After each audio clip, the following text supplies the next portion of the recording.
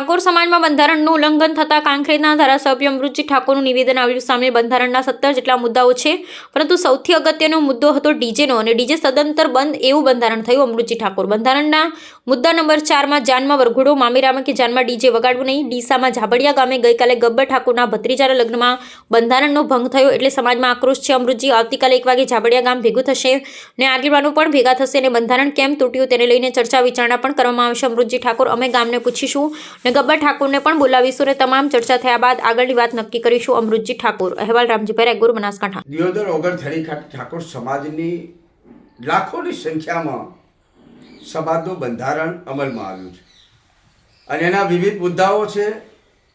બંધારણના મુદ્દાસર આપણી સમક્ષ નથી કહેતો, પરંતુ સૌથી મહત્વનો મુદ્દો હતો ડીજેનો, અને ડીજે સદંતર બંધ એવી વાત ઉપર બંધારણ પણ હતું.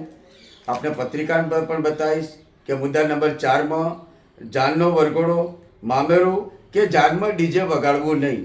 આ સમાજે બનાવેલું બંધારણ છે. પણ ગઈકાલે ઝાબડિયા ગામમાં કલાકાર જબ્બરસિંહ ઠાકોરના ભત્રીજાના મેરેજ વખતે કંઈક ગામમાં વરઘોડો નીકળ્યો છે ડીજે સાથે, લાઈવ ડીજે સાથે. સમાજમાં આક્રોશ છે. સમાજનું વિવાદન પણ આ બાબતથી ખૂબ આક્રોશમાં છે. સમાજના આગેવાનો આક્રોશમાં છે.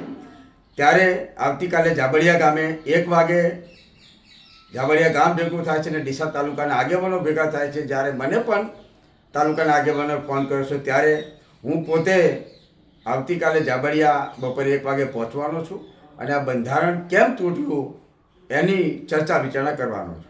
સાહેબ, શું કાર્યવાહી થશે? કાર્યવાહીની અંદર તો સૌ પ્રથમ તો અમે ગામને પૂછીશું. જે ભાઈએ બંધારણ તોડ્યું છે એ આવશે તો એમની સાથે પણ વાતચીત કરીશું, અને બધાની વાતચીત સાંભળ્યા પછી અમે અમારા સમાજના શું આગેવાનો છે, જે સંકલન સમિતિ છે અમારી, એની સાથે ચર્ચા વિચારણા કર્યા પછી આગળની વાત નક્કી કરીશું.